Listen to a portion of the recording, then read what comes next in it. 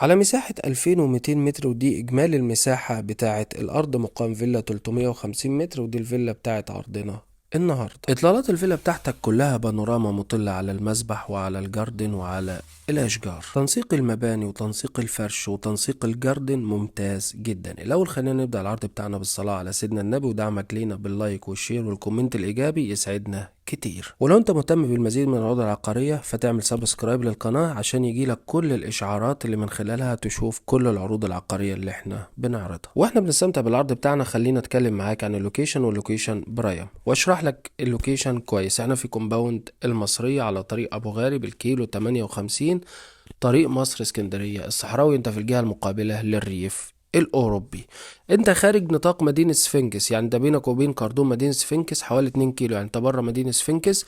ملكية نهائية، المباني بتاعتك مرخصة. بينك وبين هايبر وان بالظبط مش مكمل 5 دقايق، بينك وبين وصل الدهشور ربع ساعة. اتكلم بقى معاكم عن الجاردن بتاعك مساحة كبيرة، يعني مفيش طالع من 2200 متر غير 350 متر مباني وبرض والسكن الخاص بالسكيورتي. كل ده مسطح اخضر معاك زي ما احنا شايفين كده امام الكاميرا. الشاور بتطلع من الحمام السباحة بتاعك المسبح، تاخد الشاور بتاعك في بار كافيه لو انت عاوز تتناول مشروبات سواء ساخنة او مشروبات باردة على البار كافيه، او تاخد العصاير بتاعتك. ده كله مسطح زي ما احنا شايفين كده من لاندسكيب. ولما يكون المسطح من لاندسكيب اللي هو المساحات الخضراء في البيت عندك كتيرة، بتكون مريحة للعين، مريحة للنفسية، مريحة للنظر، مريحة للرؤية. بتخش المكان تستمتع بالقعدة في المكان، بيتك حرفيا بيكون مريح. وكمان المنطقة الاريا اللي هي على شمال البيت ده كيدز اريا للاطفال، فيها العاب الاطفال، يعني عندنا المسبح، عندنا بار كافيه، عندنا برجولة.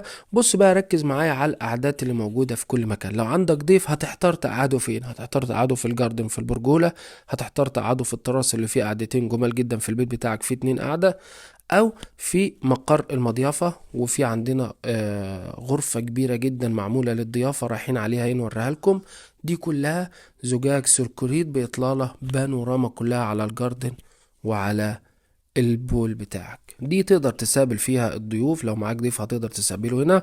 مكيفة بالكامل، المضيافة دي بالكامل مكيفة.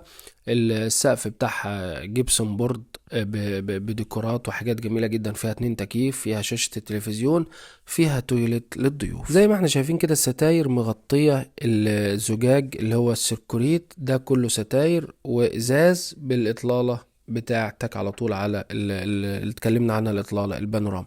هنطلع بقى معاكم ونخش. وانت ملاحظ كده واحنا طالعين وداخلين على التراس هتلاقي موجود 2 قعدة. زي ما قلت لك لو معاك ضيف انت هتحتار تقعده فين ولا فين. القعدات كلها جميلة ومميزة وكلها خارج البيت، مش جارحة البيت بتاعك في حاجة. والجميل كمان بتاع العرض بتاعنا ان انت كل ما شفته في الكاميرا هتجيب شنطة هدومك وتسكن. البيع شامل، كل ما رأت عينك، التكييفات، الفرش، الاساس، كل حاجة هتجيب شنطة هدومك وتسكن على طول. تقسيمة الفيلا من الداخل عندنا فيها 2 غرفة 2 تويلت، عندنا امريكان كيتشن، عندنا ريسبشن الدبل اللي احنا شايفينه ده ريسبشن كبير. تقدر برضو لو عندك ضيف تقدر او ضيف من القرايب تقدر تدخله البيت. في الريسبشن هنا عندك الامريكان كيتشن زي ما قلنا كده. ودي غرفة نوم كبيرة برضو، الغرف كلها واسعة. مساحة الغرف 4.5 متر في 4 متر. الغرفة التانية اللي موجودة دي غرفة ماستر روم، هنشوفها برضو مع بعض بالكاميرا. بالنسبة للسعر المطلوب، السعر المطلوب 5 مليون جنيه شامل الفرش وشامل كل حاجة. تقدر تيجي تشوف المكان بنفسك وتقدر تعمل معاينة مجانية. الأرقام بتاعتنا هتلاقيها موجودة في صندوق الوصف، والسعر هتلاقيه موجود في صندوق الوصف. واي داتا ناقصة تقدر تتواصل معانا على الواتساب نوضحها لك ونبعت لك تفاصيل كاملة. المعاينات عندنا مجانا، لو اتصلت بينا هنقول لك شبيك لبيك اميز العروض العقارية ما بين ايديك. طالما انت وصلت معانا لنهاية الفيديو ما تنساش بقى تدعمنا باللايك الجميل بتاعك والكومنت